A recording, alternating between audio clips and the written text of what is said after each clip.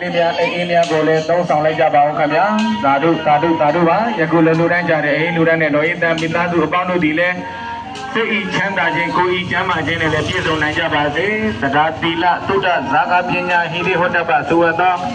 သူတော်ကောင်းတရားကိုလည်းနေ့စဉ်နဲ့များပွားများအားထုတ်နိုင်ကြ၍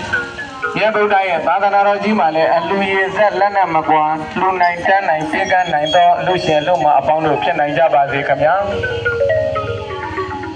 ဟုတ်ကဲ့ရကဓမ္မမီတင်းနေထိုင်ကြခဲ့တပ်ပုရိသနွယ်ဝင်သူတော်စင်အပေါင်းတို့ခင်ဗျာ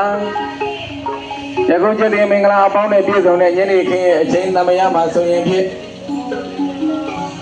စမ်းချီရဲ့မြို့တိရမှာ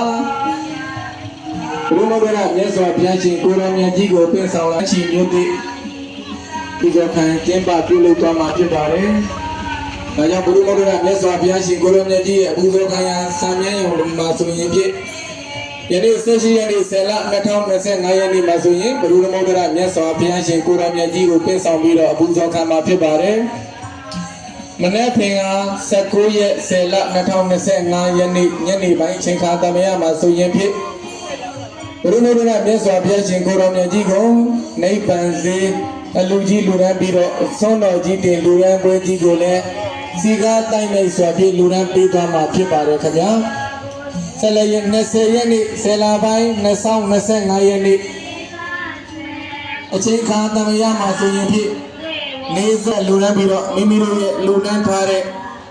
ကုသိုလ်ကောင်းမှုအစုစုတို့ကိုရေစက်သွန်းချအမြတ်ပေးပြီးတရားတော်များနာကြားမိဖြစ်ပါသောကြောင့်အလူရှင်အလုံးမများအနေနဲ့မိမိတို့ရဲ့စေတနာတရားတအားသိ၍လွဲများမဆိုလာရောက်ပြီးတော့ပါဝင်လောင်းလူနိုင်ပါကြောင်းနိဗ္ဗာန်ကိုအကျိုးမြော်၍နှိုးဆော်ကတတ်မဆို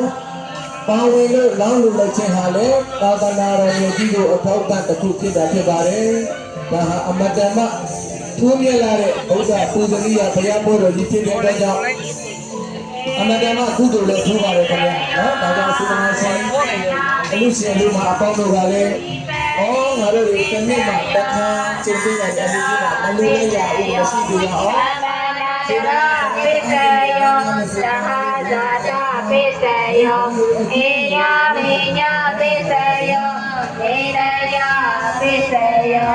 ဥပနေရယပိစေယောပုရိသတာပိစေယောပိသသတာပိစေယော